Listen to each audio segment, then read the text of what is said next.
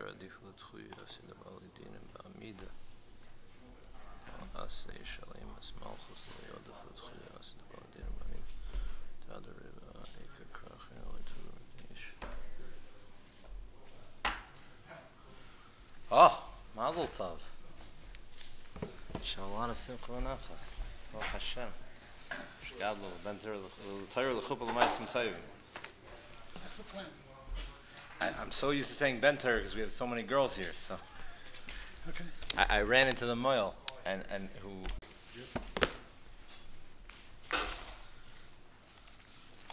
So we're holding on Yud Testament Aleph. We did last week. We did the sugya of Esei Dechaloi Sasei, of Minan Eiris and Minan Yisuin. I left off with a kasha that we have to Mirz Hashem get back to another time, but we'll start a brand new sugya this week in Mirz Hashem. Okay. So the Gemara says on Daf Yud Testament Aleph, brand new Gemara. Meis loy meis, Taner Rabbanan Minan Mikdash lo Yetze. It's about where's Abe? 5 line down from the bottom, from the top. Meis lo meis, Taner Rabbanan Minan Mikdash lo Yetze imayin. Aval yoytze hu achrehen, ketzad hein nichnas v'hu nigla, hein nigla v'hu nichsa. So the Gemara says that when he's following the mace, the Kohen Gadol we're speaking about, the Kohen Gadol is not allowed to directly follow the karov that died. Kohen Gadol has restrictions because he is not allowed to become tameh.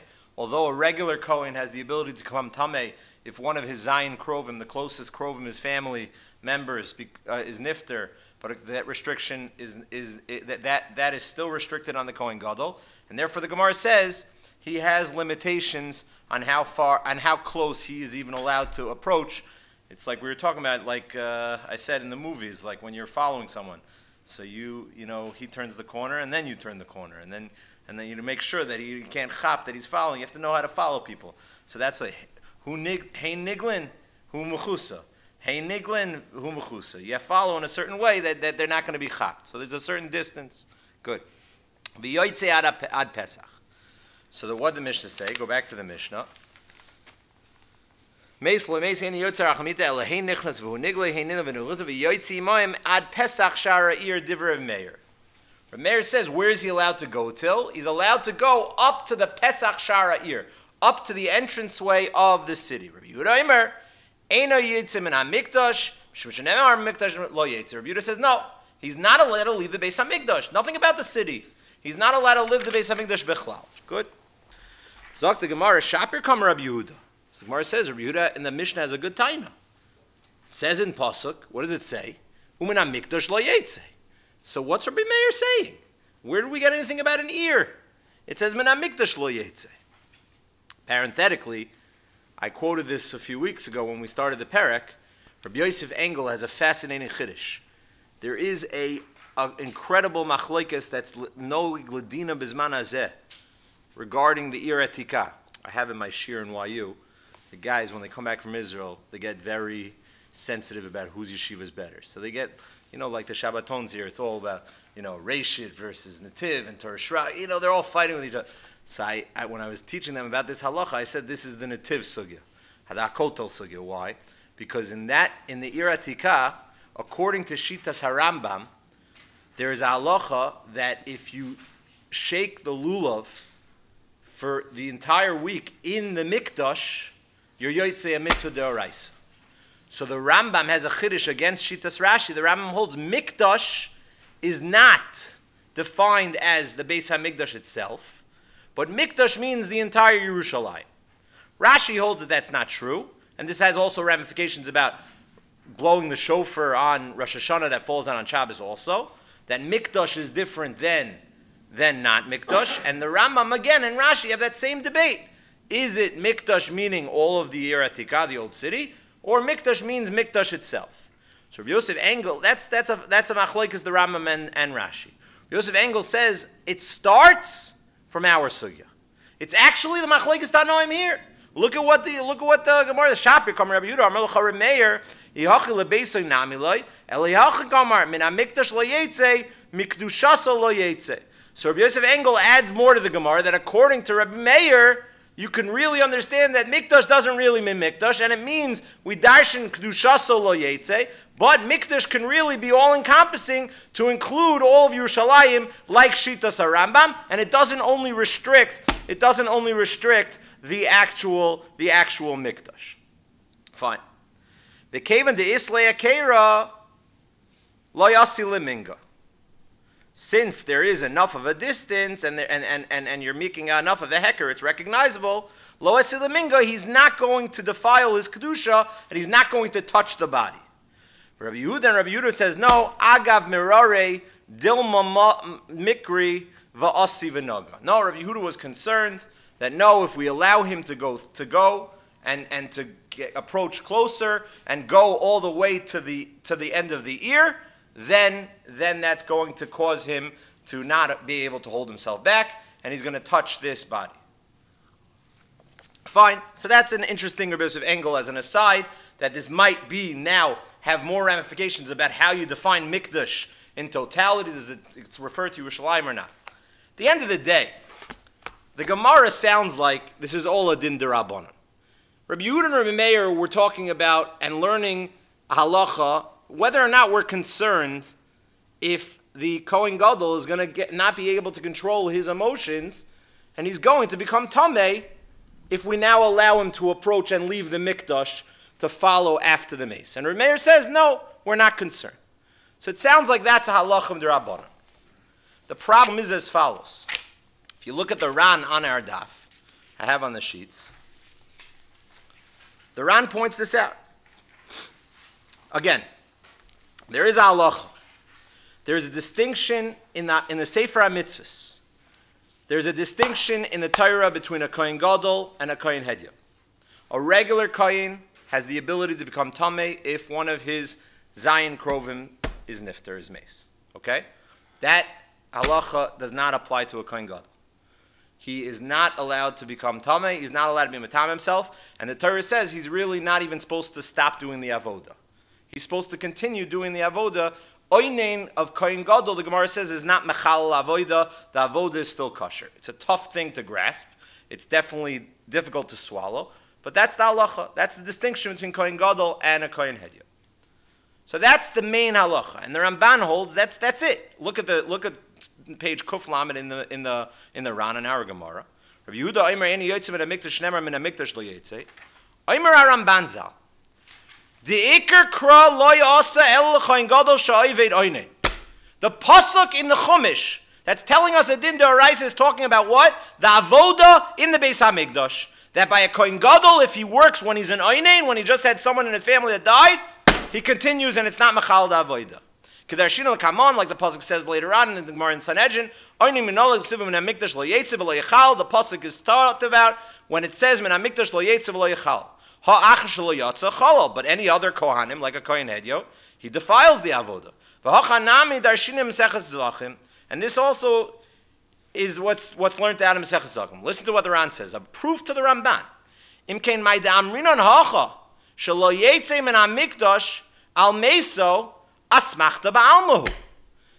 So therefore the Ran says, our whole Gemara about what the distance, when the Levi is going on, how close can he come? Can he leave the Beis HaMikdash or can he only go up to the city, to the Gvul of the city? That's all Midrabanon. Because Midoraisa, the Ramban already told us, what does the Torah distinguish between a Kohen Gadol and a Kohen Hedya when it comes to the halacha is specifically avodah, whether or not the avodah is kosher or not. The Torah never said anything about following the this is all rabbinic halachas. And now the Ran says, and I'll prove it to you. Did you read the Gemara that we just said? The besvara ba'alma pligi. Because it's just a svara. Rab Meir savar kaven de islay akeira lo yasi lemiga. Reb Meir holds since that you're leaving a line of demarcation that he's not able to what? To go up until after the city. So he's going to keep himself, he's going to hold himself back. Yehuda Savar, no. Rabbi Yehuda has a svara that agav mirare dilma mikri v'noga. And Rabbi Yehuda says, no, since it's going to be so, he's going to be so heartbroken, he's going to come and touch. So the Ran, what the Ran just did, is he said something, I think, very obvious. But basically, you read our Gemara, they're arguing within Svaras, which now basically brings home the point that Mida Oraisa, when you want to know biblically what is the halacha relevant to a Kohen Gadol when it comes to his aninus and his avelus, that just has to do with the avodah in the Beis Hamikdash. There are no halachos regarding where he's allowed to go, where he's allowed to leave, how close he's allowed to get to. This is all rabbinic issues of whether or not psychologically we're concerned whether or not a person is going to come and touch the mace and he's going to be matam himself. Well, if he has to continue the avodah, wouldn't halacha be that he cannot leave? Right, so I'm saying that's true. But what happens if he's not in the middle of the avodah? So now we're asking, is there a din deoraisa that he can't leave the Beis Hamikdash? So the Ran says, no. Look at the svaras of the Gemara. Svaras of the Gemara is he going to be emotionally attached? Is he not going to be emotionally attached? These are all rabbinic types concerns that are not talking about what biblically the Torah was talking about, which was, is the avodah kosher, is the avodah pasul? On a level of the oraisa, the Torah said nothing. If he wants to walk outside the Beis Hamikdash, says the Ramban will say, absolutely he can. Midrabanan, they made restrictions because they were nervous that he might become metame himself, which would be a problem. The problem is, the end of the last line of the Ran on Kuf Lamed Aleph, Kuf Lamed Aleph, he says, Afal Pisha Miloshan Aramam Zal B'Sefer HaMitzvahs Mashma Dahavi Yisir D'Oraisa. If you look at the Rambam in Sefer HaMitzvahs, the Rambam disagrees with the Ramban. And the Rambam brings down our halacha, and the Rambam says that leaving the Mikdash, leaving Yerushalayim, because he passed like a Meir, that is a din d'oraisa, and that's included in the din of Kohen Gadol, is not metame himself to the Zayin Krovim, and that's one of the distinction between him and the Kohen Edyon. So I ask you, if that's the case, how does he read our Gemara? Doesn't our Gemara seem to say it's not based on the drasha, but rather it's based on rabbinic svaras, psychological svaras? How could you tell me that that's based on the din d'oraisa? So I didn't realize this, but I looked back. Mark said this a few weeks ago, and he's 100% right. When we began the parak, Mark said this svara, and I looked back, and it actually is one of them. Rabbi Yosef Engel has an essay in his Sefer Lekach Tov, and he says there are 18 examples in the Torah of when Chazal saw that the Torah itself acted rabbinic. What do I mean the Torah acted rabbinic? It's an oxymoron. The answer is rabbinic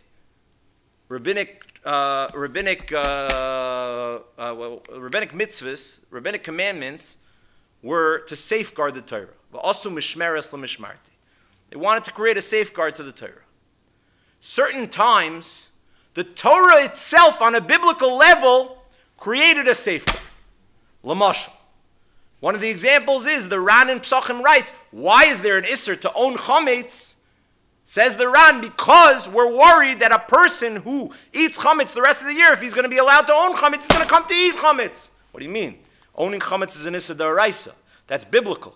Yeah, says Rav Yosef Engel, this was an exception to the rule, where the Torah itself took on a rabbinic nature and took on a rabbinic personality and set up safeguards for their own laws. Says Rav Yosef Engel, you know what another example is? Shitas HaRambam in our Gemara. The Rambam understood that this geder of maybe he's going to come touch, this was an example of Min HaMikdash Lo Yetze. The Torah itself set up a safeguard for its own laws. And therefore said, not only can you not be metame, not only can you not contaminate yourself, we're now going to restrict you on a biblical level about where you're allowed to get to. Because if we don't, then we know you're going to come and defile the other halacha and become contaminated. So now this machlokes, the Ram and the Ramban, will now have be a machlokes how to read our Gemara, which ultimately is now going to have ramifications whether or not this is one of the examples of the Torah creating up safeguards for its own halachas. Fine. Let's go down. Let's skip down to the topic of the night. The next Gemara I'm just going to skip because it's just different details about the way the Nechama and the Nicham Avelim process happened, either when the Kohen Gadol was the Avel or when the Kohen Gadol went to be Menachem other Avelim. There was different placement, how they set up the line of people and how they set up who stood next to the Kohen Gadol, and that's the details of the Gemara in the next Gemara, and we're going to skip that. Okay. So let's jump to the Gemara at the bottom of the Yud Testament Aleph. So the Mishnah says that a melech loydon v'loydon also. A melech cannot judge, he cannot be a dayan, and also they don't judge him. He's not a nido. Okay? That's the Mishnah. Amar Rav Yosef, listen to the qualification of the Gemara. Amar Rav Yosef, Lo shanu ela malchei Yisrael. Aval malchei Beis David don v'donin also.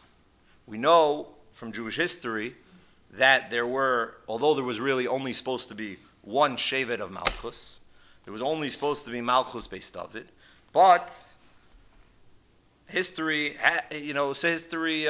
presented itself that wasn't necessarily everyone's opinion.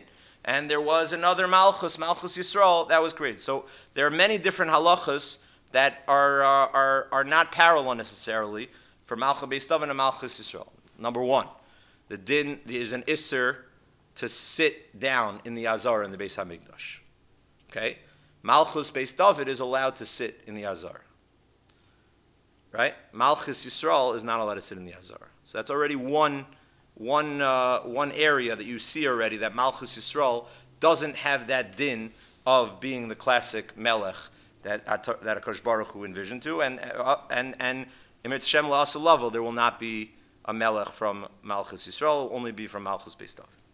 So now the Gemara says that this halacha of lodan also doesn't apply applies to Malchus Yisrael, but it doesn't apply to Malchus Beis David. What does the Gemara say?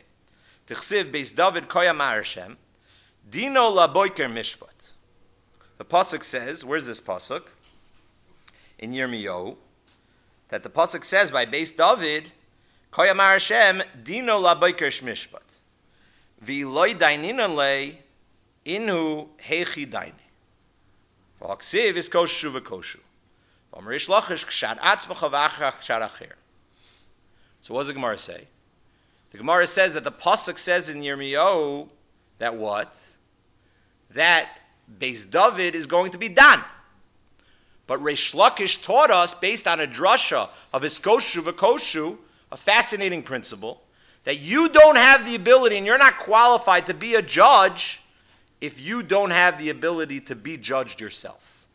Which is a very important point for our understanding about people need to judge and only can act as a judge if they themselves have been in such an experience and understand what it means and what the person who's being judged is going through right now. That's what the Reish Lakish is saying. Only if you could be in that situation can you understand the situation itself. Good. So it must be that Beis David can be judged. Yeah, what? If you say you have a bias, meaning, and that bias means you were in that situation. Correct. They're concerned that you may be partial towards one side if you were in that situation. Really. Like if someone's judging about a broken leg, if someone else broke their leg, they won't allow you to be a juror. Side with that. It's the exact opposite. Interesting. So if I in my past, I went to jail for a certain for stealing or whatever, and we're judging that, I'm a puzzle. Interesting. Yeah, so it is. It's exactly the opposite. Okay. Not the first time. Yeah. I don't really want to tell you what Rav Soloveitchik thought about it, the whole concept of jury. He actually wrote in his notes on Sanhedrin, in his Shiurim on Sanhedrin, about how the whole jury system is the biggest farce in the world. And I'm saying, yeah, I'm a son of a doctor, so yeah. If a nurse is on trial, yeah. You're a nurse, you cannot be also on the... Okay, so it's against Reish Lakish. So Reish Lakish says, so Malchus Yisrael my time aloi. So what's the reason Malchus Yisrael not? So fine, you found me a pasuk to tell me Malchus Beis David, yes. That doesn't tell me Malchus Yisrael, why not? Well, what's the reason a melech is now out of the court system? This is a little bit of a strange halacha. Says the Gemara, no. My time lo mishum ma'aseh shahaya. Because of a story. Listen to this story. The slave of Yanai HaMelech killed someone. Omerlu Shimon ben Shetach lichachamim. So Shimon ben Shetach, who was who? Shimon ben Shetach was who? in relationship to Yanai HaMelech? It was his brother-in-law. It was his brother-in-law. So what did Shimon ben Shetach say? L'chachamim, Tnu einechem boy, v'nadununu, and we should judge him. What does that mean? It means he right now has a nidon because his property, his eved, is now chayiv misa. So now you, as the owner, have to come to court and to be judged as the Baal Din. Shalach le'avdecha katol nafsha. So they said your eved killed someone. Shadrelu shachli ta'ant nami lahacha, and you should also come. V'huad bebalov, because the Torah says by misas ashor v'huad bebalov yavo bal ashor v'yamod al shoro. That the bal ashor has to come and be there b'shas the psak din about the shor that killed, and you have to stand there at the time of the judgment. Amar Torah yavar bal ashor v'yamod al shoro. Asa v'yosef. So what happened? He came and he sat. Yanai Melech sat. Amar lei Shimon ben Shetach. Yanai Melech. Shimon ben Shetach said to his brother-in-law. Apparently there was some difficulties in the family. It started a long time ago. Amor al raglecha v'yayidu b'cha, and they will testify against you. V'lo lefanenu ata oimed, and you're not standing in front of us. Elefnei misha amar v'hoya olam ata oimed, but rather you're standing in front of the person that the HaKadosh Baruch Hu said v'hoya olam ata oimed shneimar v'amdu shnei anoshim asher la'em ariv amar loy. So what did Yanai say to him? Loy kishita oimer ata ella kemasha yomru chavercha. No. So Yanai said, I see something going on here. Who's the only one talking to me? Shimon ben Shetach. First of all, was Shimon ben Shetach one of the Dayanim? So I don't think so. Why don't I think so? Because he's his brother-in-law. So that's why I think Rashi says that Rashi was saying, Tnu einechem lo duno bedin. He was telling them that you should judge Yanai Melech. I think, again, I don't have a proof, but I think that he was puzzled because he was a brother-in-law. So Yanai Melech now turns back to Shimon ben Shetach and he says, how come you're the only one talking here? What about your other buddies over here that are part of the Sanhedrin? How come they're not telling me to stand up? So he says, when your friends tell me to stand up, I'll stand up. It's getting a little heated. Niftne leyemino, he turned to his right. And listen to this. Kovshu pneim bekarka. So all the Rabbonim Achashuvim on the Sanhedrin were terrified, and they started looking down at the ground. Niftne lesmolo, he turned to his left. The kovshu pneim bekarka, and again, they're all trying to not make any eye contact with Shimon ben Shetach. Amarlan Shimon ben Shetach. Shimon ben Shetach. No, Shimon ben Shetach.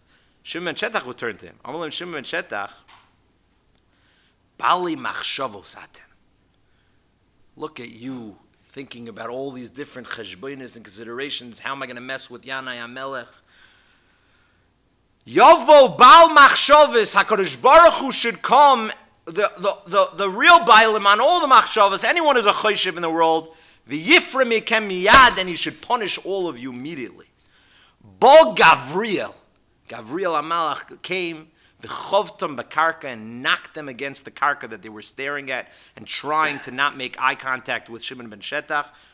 Umesu ba'oisei shah, and all of the Sanhedrin dropped dead. Amru, they said from here, Melech loydon v'loydonenoso. From here we see that Melech is lo don v'loydonenoso, lo made v'loymidenoso. It's complicated, and this is the reason. This is the reason. Good. So again, why Malchut Beis David did not apply? Because they have a pasuk.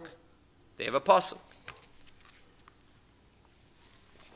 Comes the Tais HaRosh. If you should look at your Rebbe Kiva Eger that's on the copies. Let me just quote you a kasha of the Tais HaRosh. When was this pasuk stated? I quoted a pasuk from Yirmiyahu. At that point in time, there was what? Both Malchei Yisrael and Malchei Beis David were being judged. Nothing changed yet. The Ma'aser Shahaya never happened. Ma'aser Shahaya happened years later. Comes along the Tais HaRosh and asks the following question. Hiksher Rabbeinu Meir. Maiko maflig Rabbi Yosef ben Malchut Beis David LaMalchi Yisrael. Midichsiv dinu labayker mishpat. V'haba ahi shaita shenemar apasuk hayu Malchi Yisrael donin. That's the rush that the Reb Kiva Eger is quoting. At that point in time in Jewish history, everyone was being judged, also Malchi Yisrael. So listen to what the rush answers. And this is what we'll get to the Reb Kiva Eger. This is a very important yesod that comes out of this Tosas Rush. Miu, haloi kashya, dilma mistama, kevan da Kodesh Baruch Hu tziva lahem behedya ladun, lo haya chachamim goizrin aleim shelo ladun. V'chihai gavna beperek ezu aneshach. I'm going to read you again. Miu, haloi kashya. Don't ask me this question. Dilma mistama, kevan da Kodesh Baruch Hu tziva lahem behedya ladun. Once HaKadosh Baruch Hu in the pasuk in Yirmiyah says that that David should dan, which obviously means according to Rish Lakish that David should be done nidon also because of his koshu v'koshu. Lo haya chachamim goizrin aleim shaloi lod. And just like we have when it comes to ribis, Torah says Damrina Hasan the Rabbanan Gazer Shalol Alvers Nachri Ribis Yosmin the Chayev Parach Vaksiv La Nachri Sashrich. So the Gemara says in Bamitzia that the Rabbanan wanted to prohibit giving ribis to a guy, and the Gemara asks, "How could you prohibit it?" The Torah says La Nachri Sashrich. So ask the Tosas Rush, what's the question? The answer is, says the Tosas Rush, a big yesod that we see the Rishonim were already mechaven to. But this is something that we quoted on Shavuos night.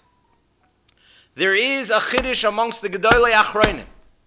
Chazal and the Rabbanon do not have the capacity to prohibit something midrabbanon that already from earlier sources midoraisa, you see that HaKadosh Baruch Hu wanted that to exist.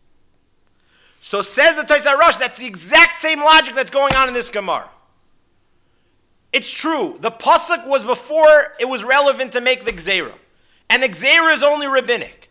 But once the Rabbeinu Shalom revealed that he wants Malchut Beis David to be able to judge, so that was out of the capacity. That already is a source for later on that Malchut Beis David would not be included in the Gzeira of judging, of not judging a melech.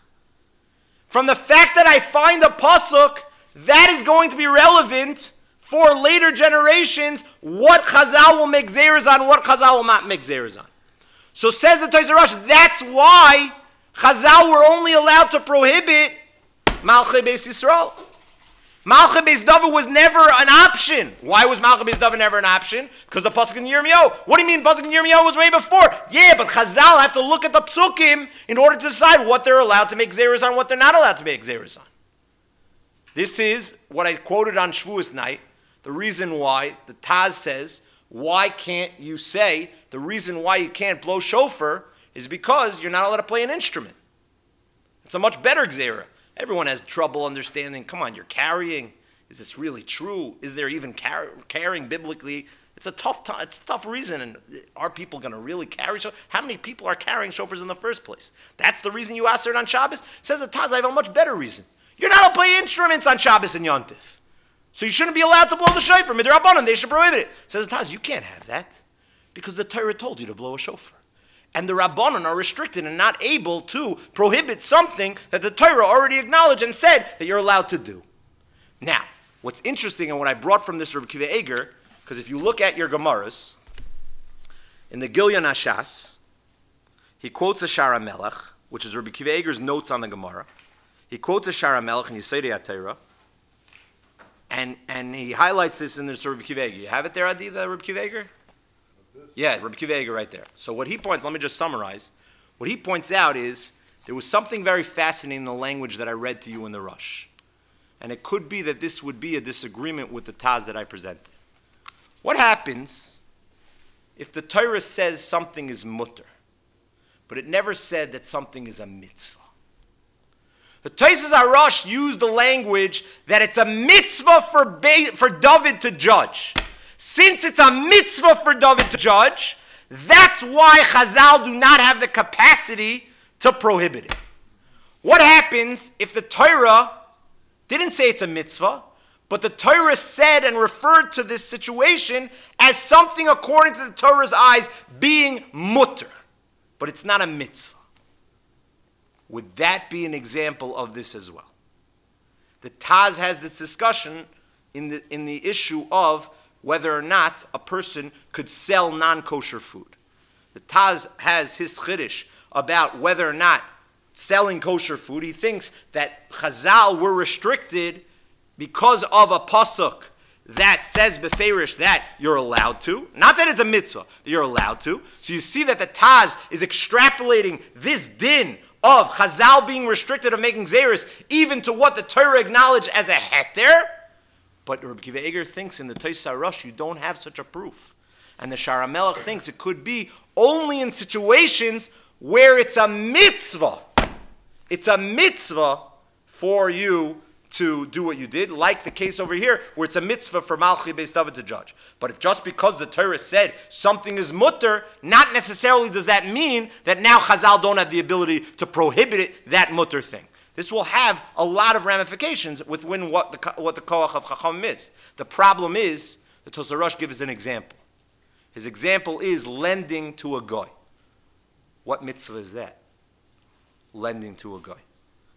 How can you say that what the Tosar Rosh meant was to restrict the mitzvahs if what? If lending to a goy is only a heter. The Torah says, I have a chiyuv to lend to a goy. There's a mitzvah in lending to a goy. Chazal want to say it's usher to lend ribbis to a goy as probably a safeguard for first of all, happens what? So there are some Rishonim like that, but that's not the Pashtus, right?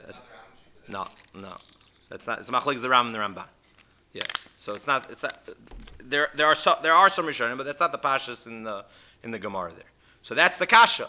So how are you going to learn over here? Unless you say, I saw in the footnotes in the Reb Akiva Eiger, he wants to argue no, and this is important halacha to remember. There's a Mordechai that I often like to quote when people get a little bit go through difficult phases in their jobs, and they say, I just I had it already, and I want to just be oisik in mitzvahs. So the Mordechai writes, and it's nogei la'alacha. The halacha is in the Ramah in Hilchos Shabbos. The Ramah writes that if a person is going l'dvar mitzvah, he's allowed to get on a ship erev Shabbos. The Ramah makes a distinction between going l'dvar rishus and going l'dvar mitzvah. So the Mordechai quotes from Rishonim that one of those examples is to go and get a parnasa, to be mefarnes your family. That's hoylech l'dvar mitzvah. I believe he quotes it from Rabbeinu Tam. That's also considered hoylech l'dvar mitzvah. So perhaps the footnote there wants to say perhaps that was the situation. This person was trying to make money, and that was what the Torah said for this type of person that he's trying to make money. He's trying to be mefarnes his family. So that was a dvar mitzvah. Maybe that could fit with the Tois Harosh. However you slice it, you see something fascinating in our Gemara. The whole underlying theme in our Gemara, at least according to the Tois Harosh, is this nekuda of Chazal being restricted in their future gzeiros and takanos based on earlier psukim and the way the Torah presented its vision for the future, either based on a mitzvah or acknowledging, like the Taz says, acknowledging something being mutter. What? Because before this Taz, I would have just said the Rabbanan are in a different tier. And they can just ask for anything. They can ask for things with the Rabbanan. They can set up safeguards. What's the difference? Until what? What's the difference if Chazal makes something up entirely? I never heard of this concept called muktzah. It's a totally rabbinic concept. There's nothing said in the Torah about it. Yeah. So we have a pasuk in the Torah saying, Chazal have the ability to set up the laws that they think are appropriate, how to live life. So they can ask her a muktzah. So now, okay, so let them make up a new Shulchan Aruch, whatever they think is appropriate. And honestly, if I'm having trouble with malachim and with kings, and this is getting out of hand, and people are dropping dead, so I'm not going to draw a distinction between Malchut Yisrael and Malchut Beis David. No. Honestly, if I was this Gemara before the Tozer Rush, I would have said, this is crazy. If you're really concerned about people dropping dead and there's things happening like this in the base, so then across the board you should answer all kings to be judged because that's what you're concerned. No, the answer is I can't because the rabbis are limited in their capacity. Why do you think they can go against the pasuk? Because the pasuk's just telling me on a level of the Oraisa what was mutter. Okay, but maybe for sure, if it's a mitzvah, then he has a very good svara. No. The Torah is telling me that tzivui, so that that's a tzavs of Makadosh Baruch Hu to do X. So Okay. it makes a lot of sense that Chazal shouldn't be able to upgrade Right, tzivui. right. But then, it takes the whole upshot. Okay, I hear. But you have to get, It's a het there. Even so, it's a het there. even that you have to figure out because Chazal can get rid of mitzvahs also. Yesh, yeah. Not Shofar on Rosh Hashanah, Shev al Taisa. They did L'Dairis. They have L'Ashah is only L'Migdar Milsa is only if it's B'kum V'eseh. But if it's Shev al Taisa, they do have. right. Okay, so they have certain points that they can. Right. But you're right. It's much more of a chiddush what the Taz says if you understand it as laheter, as what the terrorists acknowledged was mutter. So now Chazal don't have the ability to prohibit it, even if in society and the way things are happening, Chachamim are really meeting in Avad and they're saying we really have to prohibit this because things are getting out of hand. The Taz says we don't have that capacity. We don't have that ability. What is the makar for the Taz? The Taz is Svarah D'Nafshe. Yeah. But I'm saying that this Gemara is a makar. This Gemara, according to the Tozer Rush, is a makar that we have in Rishayna. Yeah. That's what's Geshmak. The Taz quotes no one. The Taz just says, if he has a bunch of kashas in different areas, in different halachas, and he says, Svarah D'Nafshe, that if the Torah said something is mutter, Chazal they can't go against the pasuk. Yeah, that's what the Taz says. That's what the Taz says. Rabbi Kiva Eger restricts this Tozer Rush, and he says it's only L'Dvar Mitzvah, so it's not as big of a chiddush like David's saying.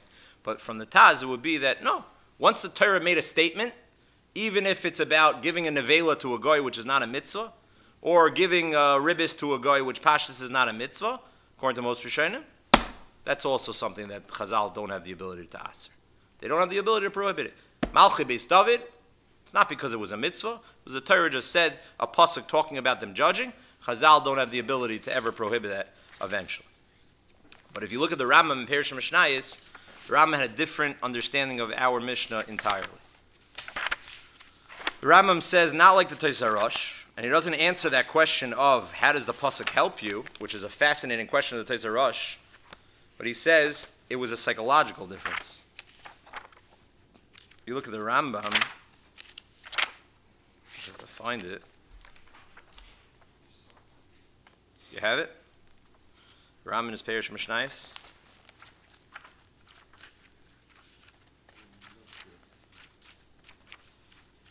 No, you for sure have it. The question is, can we find it in time?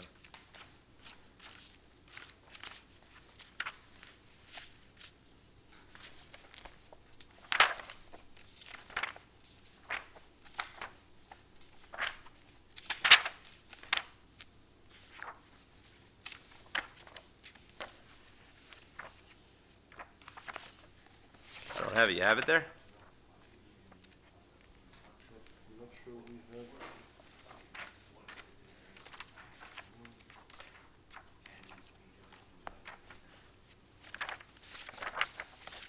Okay, I'll say it outside because I can't find it right now. I don't know why I can't find it.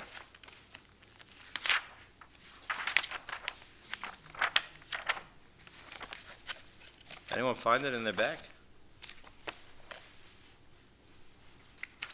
Should be right before the Nimuk Yosef.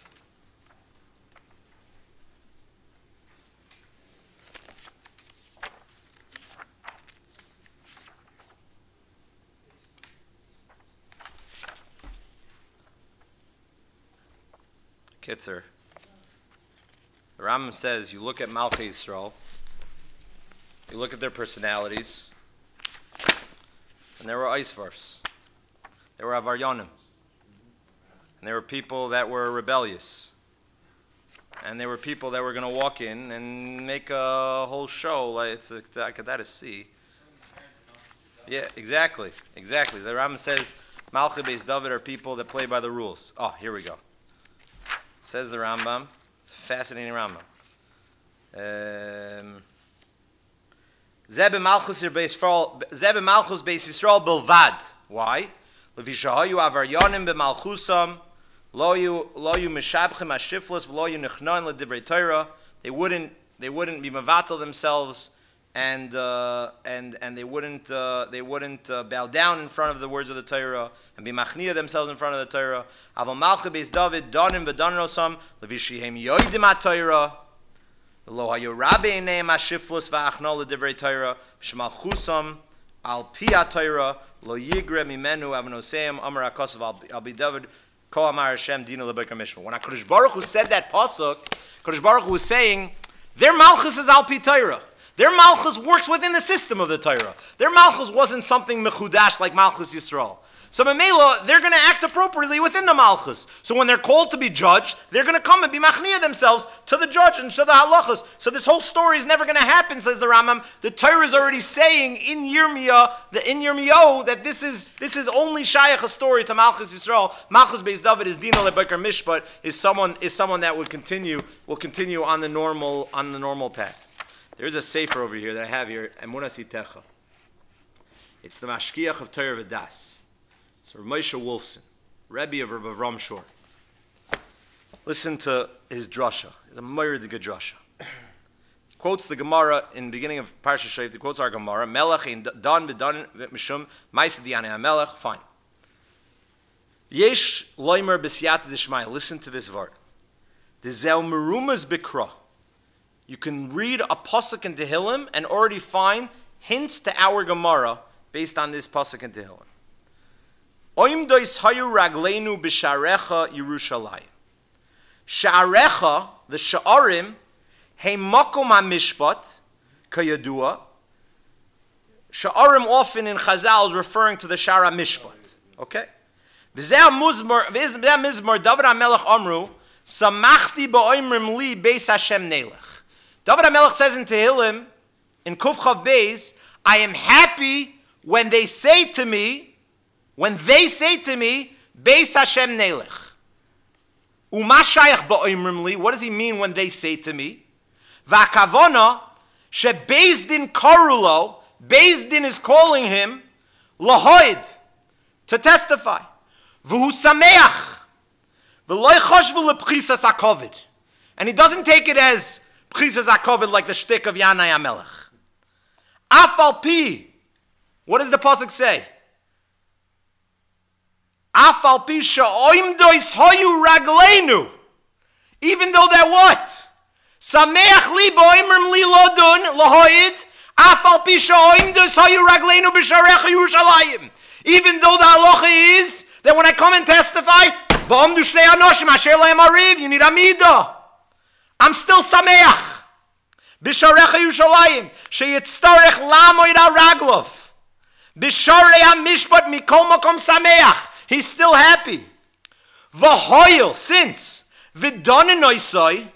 Memela isa. So then what? Isa b'iskoishu v'koishu. V'hu yachol odun gam acherim. Now halacha kicks in. Now I am a valid dayan to judge other people. Because I am able to be judged and I am able to be a witness and to be involved in the other side of the spectrum. Listen to what Moshe Wilson says. Continue in the pasuk in the capital in Tehillim. Kisham yoshvu kisais la mishpat. Kisais le Beis David. Ki Beis David gamkin yoshvim al kisos. Zog David HaMelech, since I'm sameach bo'im dois Yerushalayim, b'sharech Yerushalayim, since I can be judged and I can be v'amdu shnei anoshim, so Memela, the capital continues, what? Yoshvei Beis David, yoshvei malkisas lemishma lodin acherim. Now I have the ability to judge others. Hoyel v'donen oisai. V'loike malchei Yisrael. Not like the other kings. She'enim yoshvim kisas la mishpat. That they're not able to judge. Why? Because they're not sameach in oim dois hayu ragleinu b'shiarech Yerushalayim. Because they pull shtick and they say, who's telling me to stand up? Who's telling me to stand up? She'ein yorikosu mishum she'ein oim delfnei adonam hayoshvin ala kisei k'shedonen oisam. Rabbi Isai, The last question, we're finished right now. We have a lot to, Tosfos gets into a lot of different questions. The Gemara says in Kiddushin, in Shavuos, look very quickly at the Tosfos Dir Maskal Yanei HaMelech. The Gemara in Shavuos tells us that when a Talmud Chacham comes in, that what? That a Talmud Chacham does not have to stand. Talmud Chacham does not have to stand. Why? Hayasei v'hayasei, says the Gemara. Asei de kavod HaTorah odif. So therefore, we let him sit, and he can give testimony when he sits. That's the Gemara in Shavuos and Daf Lamed Amud Beis. So ask Tosfos Akasha, whose kavod is stronger? A Melech's kavod or a Talmud Chacham's kavod? Well, says Tosfos, I have a one litmus test. Who's allowed to be meichel on his kavod? Talmud Chacham. Gemara says beferish Talmud Chacham is allowed to be meichel on his kavod. Who's not allowed to be meichel on his kavod? A Melech. Says Tosfos, the kavod of a Melech apparently is greater than the kavod of Talmud Chacham. So why don't we just apply the Gemara in Shavuos and say what? And say that the Melech should now be allowed to sit because he's no worse than the Talmud Chacham, and the whole story shouldn't have started in the first place. Why did Shimon ben Shetach make this mistake? And I don't want to ruin it for you, but the Ran actually says on our Gemara that Shimon ben Shetach did make a mistake. And this whole thing could have been avoided. But Tosfos doesn't go that route, and we need to answer this question. If a Melech can't be Moichel, which means his kavod is much higher than a Talmud Chacham, and a Talmud Chacham is allowed to sit because the Gemara says kavod HaTorah is adif from the mitzvah of standing, so then a Melech should also be allowed to sit, and the whole story shouldn't have begun.